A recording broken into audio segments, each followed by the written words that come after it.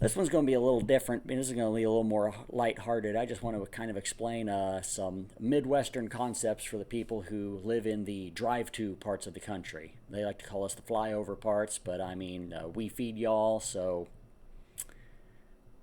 the reason I call it the drive-to parts is because I can get just about anywhere in the United States just driving myself within about 12 hours, probably about half of the United States in that time, and won't think anything of it because that's just kind of how Midwestern people are. Everything's kind of flat, it's far out, spread out, and we don't even refer to things as being miles away. It's minutes away. How long does it take you to drive there, right? Nearest town is 30 minutes, well, nearest sizable town, 30 minutes away. I don't say it's 25 miles because the straightaways, of which there are many, you can drive 60 on those pretty well as long as the corn's down, the deer aren't out. Uh, and we don't usually talk in terms of like road numbers either, unless it's like a major interstate. We just use landmarks. Drive 3 minutes this way till you get to a T intersection that has this kind of house on the corner. Turn left, go another 5 minutes or so. Take a little zig at the county line. You can go another 2 miles until you see the house that has the sheep barn next to it. Turn right there. You'll hit the next town in a couple of miles. Get on the interstate, go left, and you'll get to Big Town in about 10 minutes. That's kind of how we talk. And another thing we have is our weather. I figured I'd bring this up because a lot of people were surprised that there was snow like in the second week of November, and I'm like, yeah, that's a thing that'll happen. It's the Midwest. We have kind of a standard joke around here. If you don't like the weather, wait 15 minutes. The other standard joke is we get all four seasons in one day sometimes, which is kind of true. Uh, I've had days where literally I walk out and it's 80 and just lovely, and then the very next day there's a 50-degree drop and it's darn near freezing. That's happened to me at least a couple of times. It's kind of standard around here. And we don't really have the most extreme weather anywhere in the world.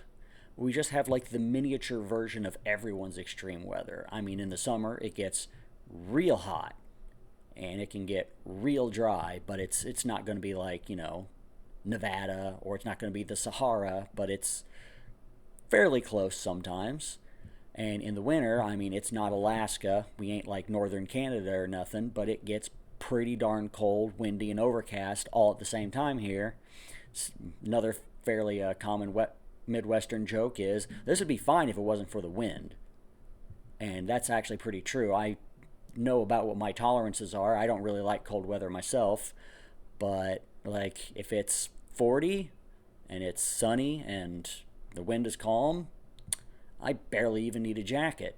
But I mean, the second wind chill is a real thing. The second it gets windy and it's a little spritzy and whatnot, you can't really tell just looking. Oh, it's going to be 40. Is that survivable or is that going to be absolutely miserable? Could go either way. And yeah, we get pretty sudden, rain squalls. We get, it's in the summer. It can get really wet and just pounding rain, but it's not going to be a monsoon. One thing that is kind of not quite, but fairly unique around here, if you ever heard the term tornado alley, a tornado is basically a hurricane that is a lot smaller, a lot drier, and a lot faster.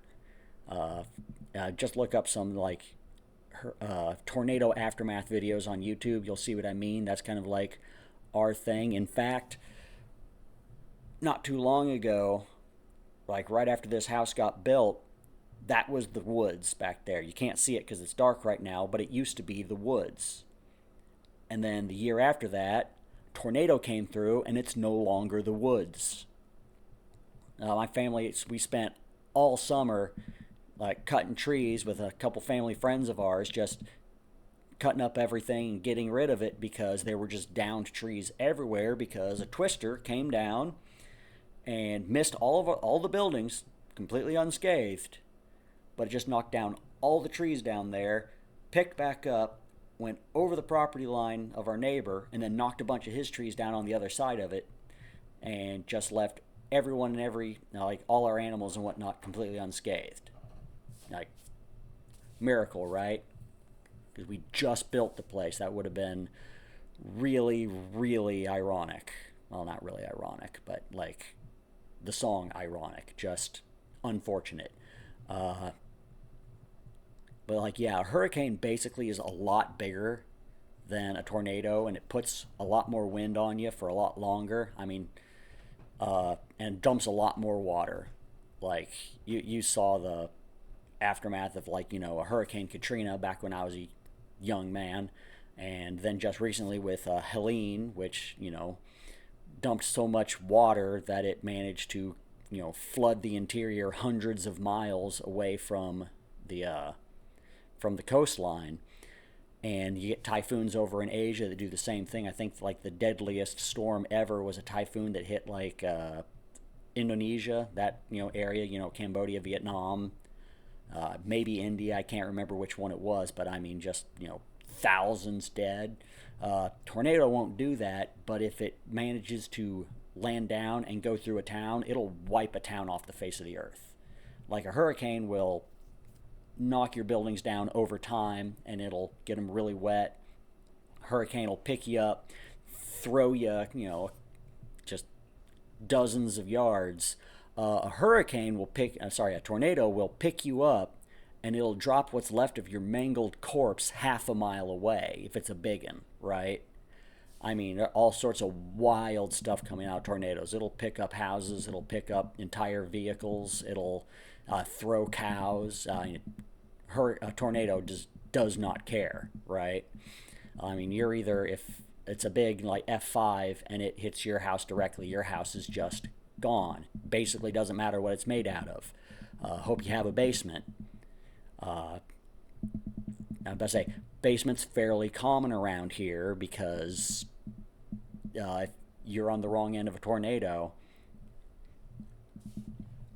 Other than that, lightning storms, nothing apocalyptical most of the time, but we get our power knocked out by them a lot more often. I mean, lightning bolt hits a transformer or a power line somewhere, and until the road crew comes out, you're just going to have to be chilling. So hope you have a fireplace if it's cold.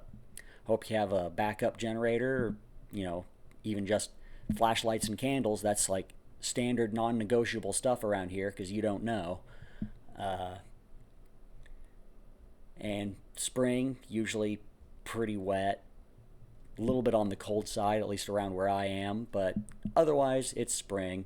Autumn flips between being really miserably wet and just dry and sometimes beautiful. They call it Indian summer for a reason. You'll just be kicking it here in October, and you'll just out of nowhere have an entire week where the temperature's like in the 70s, 80s, and is just absolutely lovely.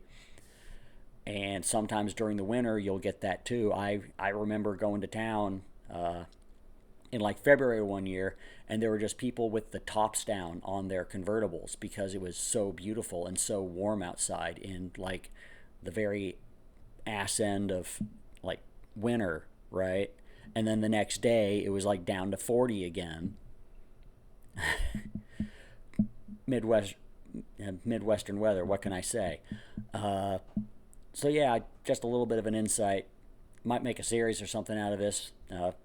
Talk about how I quantify towns. I'll give you a hint. It has more to do with how you can eat there than how many people are there. So have a good one.